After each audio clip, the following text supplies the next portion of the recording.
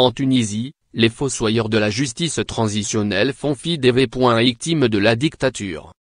Mais alors que le processus de justice transitionnelle entre dans sa dernière ligne droite, 68 députés de l'Assemblée des représentants du peuple, instigateurs d'une véritable mascarade juridique, prétendent empêcher Liv de prolonger son mandat initial de 4 ans jusqu'au 31 décembre 2018, soit de 7 mois supplémentaires moins, comme l'y autorise la loi.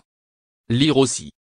Le consensus politique tunisien, étouffoir des idéaux de la révolution de Jasmin. 63 000 dossiers. C'est-à-dire 63 000 personnes directement concernées. En réalité le double ou même bien plus, car il s'agit souvent de familles.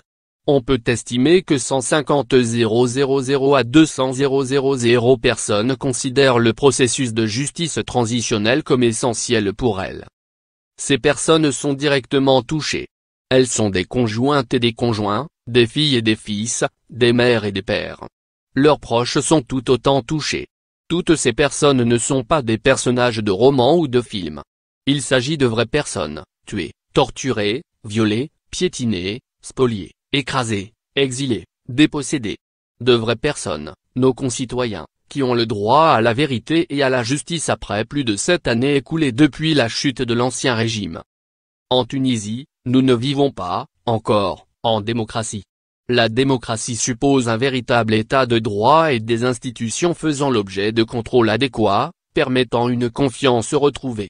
Nous sommes en train de construire notre démocratie et cela passe nécessairement par la révélation de la vérité sur les abus et les exactions du passé, par la justice pour les victimes et par la mise en œuvre des réformes nécessaires, garde-fous contre le retour de la dictature.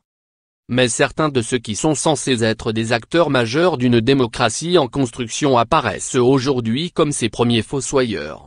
Se considérant au-dessus de la Constitution et de la loi, ils font fi des victimes, de leurs attentes, de leurs besoins en matière de vérité et de justice.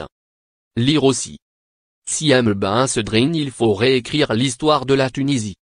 Liv a commis des fautes. Personne au sein de la société civile ne le conteste. Nous avons critiqué Liv lorsque cela était nécessaire. Mais une grande partie des erreurs de Liv est la conséquence des fautes des pouvoirs législatifs et exécutifs. Le pouvoir législatif n'a par exemple pas remplacé les membres démissionnaires de Liv, rendant son travail très difficile, et le pouvoir exécutif a bloqué l'accès à un nombre important d'archives, empêchant certaines investigations. La loi sur la justice transitionnelle est loin d'être parfaite.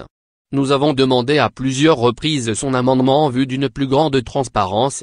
Mais le pouvoir législatif a préféré adopter une loi dite de réconciliation administrative qui met en place un système non transparent d'amnistie pour les fonctionnaires ayant participé aux crimes et délits financiers sans en tirer un enrichissement personnel.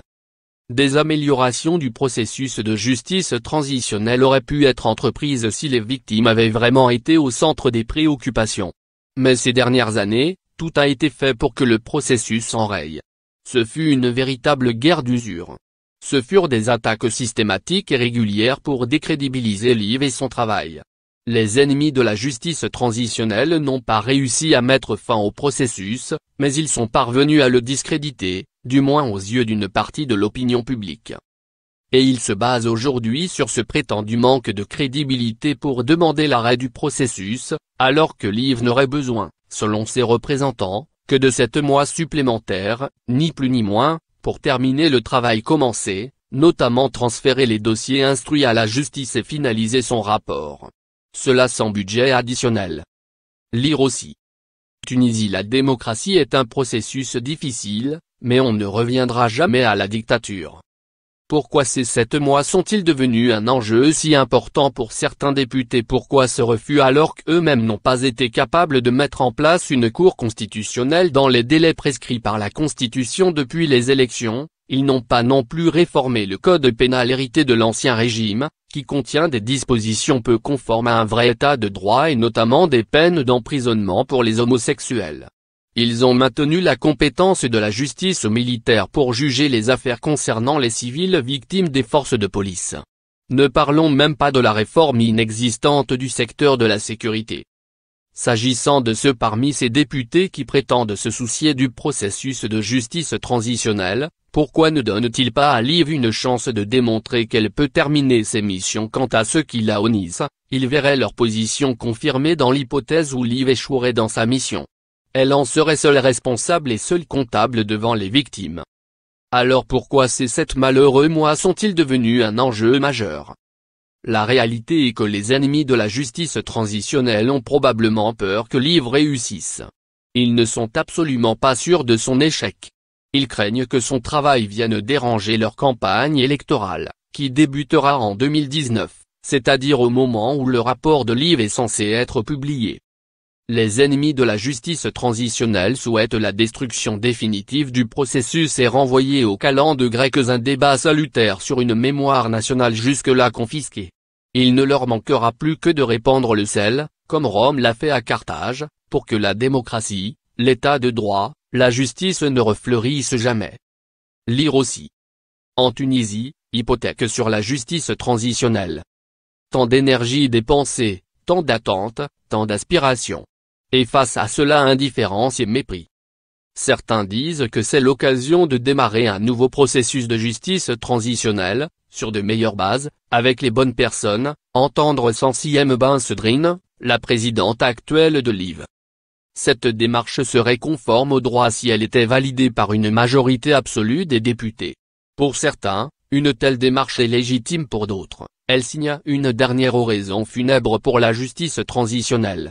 Quelles conséquences en effet sur les dossiers des victimes les pouvoirs législatifs et exécutifs vont-ils, comme par magie, se mettre à collaborer avec une nouvelle instance? Il est permis d'en douter. Farah Ached est juriste et membre de la société civile tunisienne, co-autre de Révolution tunisienne et défis sécuritaires, le Labo démocratique, Irm Kemedali édition, Tunis, 2014.